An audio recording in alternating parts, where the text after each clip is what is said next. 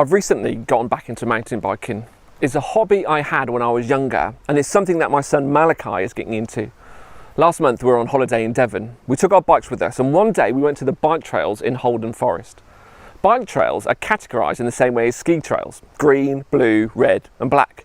Malachi and I spent the morning on the blue trails, and after lunch I set out on my own on the red trail. It was my first red trail, and so I set off with a mixture of excitement and fear, wondering if I would survive. Now, it was going really well, and I did almost crash right at the start when I had to go over a drop into the trail, but I was holding my own, and other riders were even holding me up, moving to the side to let me blast by. The trail was about 10 kilometres long. You know where you go by following the red signs, just like you do when you're going on a walking trail. Everything was going really well until I came to a bit with two paths, and neither of them were signposted. Which way should I go? Should I take the left path that went downhill or the right path that went uphill? Should I wait for the people I just overtaken to catch up so I can ask them for directions? I quickly discounted that idea because that's ridiculous. I'm a man, I don't need directions. So I chose the left path, the downhill path. It looked more fun than the uphill one. So off I go, hurtling down this hill, and it was so much fun. But then the path disappeared. I was completely off-road, off-path and off-trail. But I wasn't worried. I was on a red run, advanced riders. Now, this must be the norm for my standard of mountain biking. I continued down and down, further into the forest and further away from the path. And as I reached the bottom, I realised that I'd taken the wrong path. I should have gone right. Now, I'm left with another choice. Do I turn back all the way up the hill I've just cycled down? Or do I press onwards, forging my own path? What do you think I did? What do you think I should have done? I'm a man. I don't admit defeat. So I pressed onwards, deeper into the forest.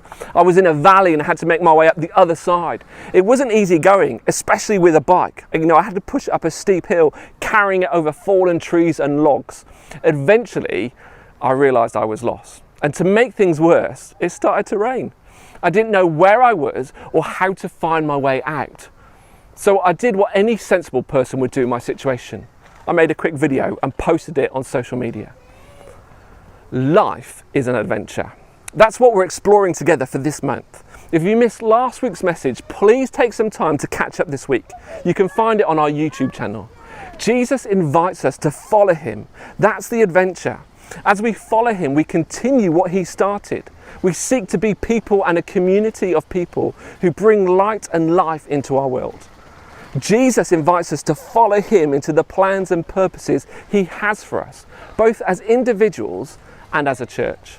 When we do this, we discover that our lives are transformed and that our communities are transformed.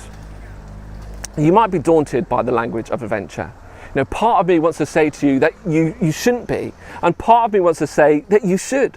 It is a big deal. Following Jesus is something that ultimately should impact our entire lives and potentially the lives of the people around us. But we don't need to be afraid by that, because following Jesus means that we're with him. He will help us throughout it all. He will guide and encourage us. We're on this adventure. If you're watching this, you are on this adventure. The question I have for you today is, where are you? Where am I? When it comes to the adventure of faith that Jesus has invited you to take, where are you at?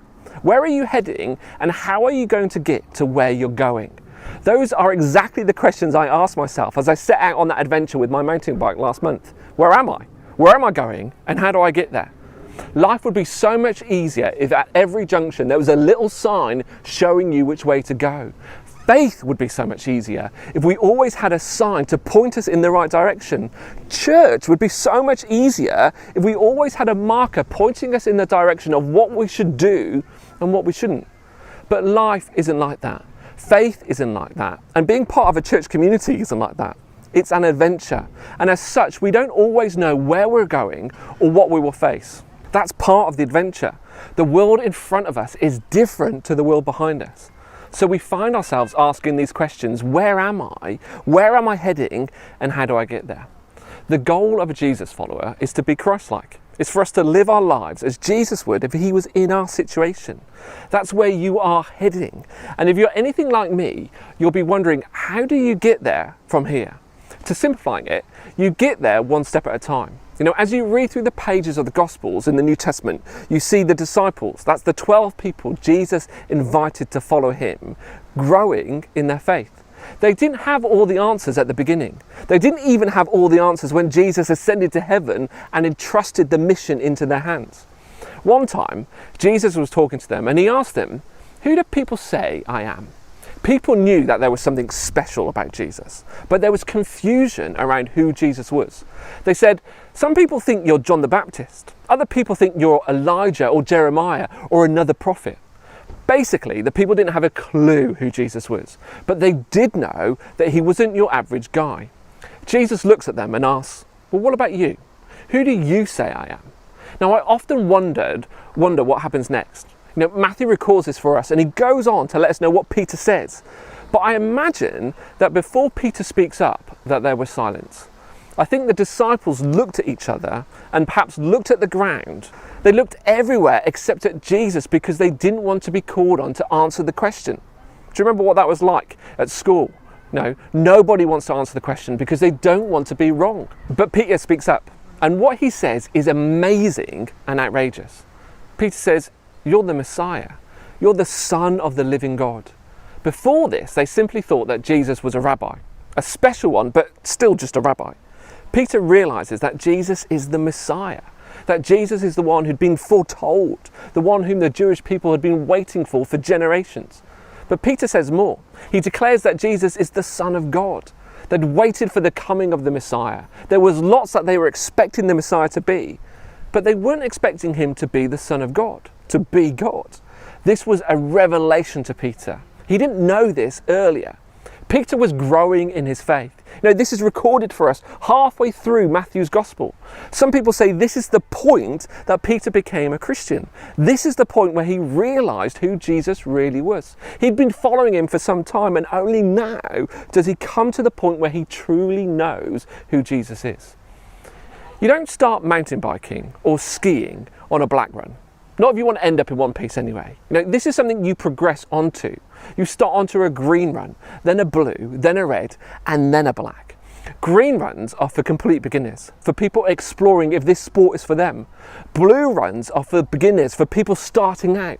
Reds are intermediate, for people who can ride or ski, and black runs are for the advanced. I think this also works for faith. You know, some of us are on green runs. We're exploring faith. We're trying to work out if this is for us, if this is something we want to lean into. We're trying to work out if we believe or not. Others of us are on blue runs.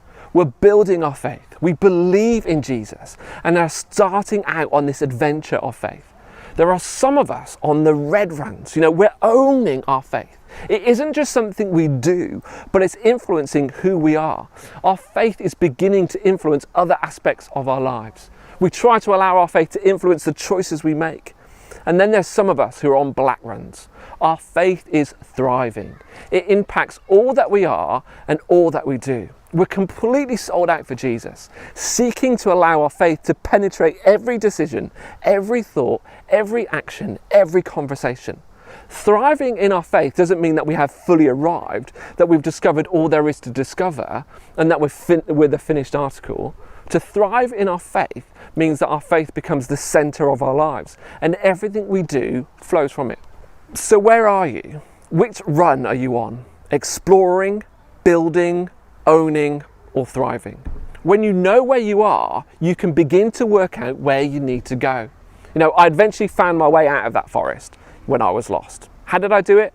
Well, after I'd finished Instagramming it, I opened the map app on my phone, and from there I could see where I was and where I needed to go. You know, when it comes to faith and the adventure Jesus has called you to, where are you and where do you need to go in order to get where you're going? We don't start this adventure on the black runs of thriving in our faith. It's something we grow into. You have to explore faith before you can thrive in it.